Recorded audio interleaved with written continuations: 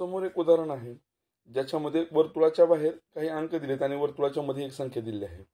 9,1,5,3,6,4 551. त्याच पद्धतीनं 5,4,3,7,8,9 वर्तुळात 246. तिसऱ्या ठिकाणी वर्तुळामध्ये आपल्याला संख्या दिलेत 8, 6, 3 आणि खाली संख्या आहे 2, 4, 1. तर प्रश्नचिन्हाच्या जागी काय येईल?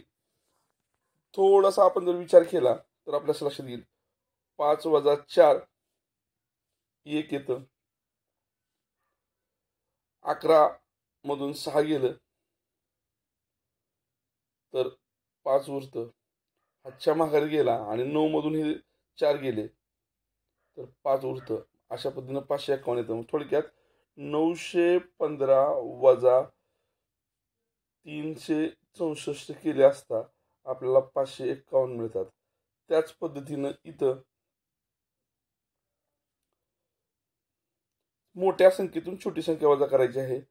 789 वजा 543 केले असता आपल्याला 6, 2 आणि 4 आणि 2 246 मिळतं, जे हित आहे.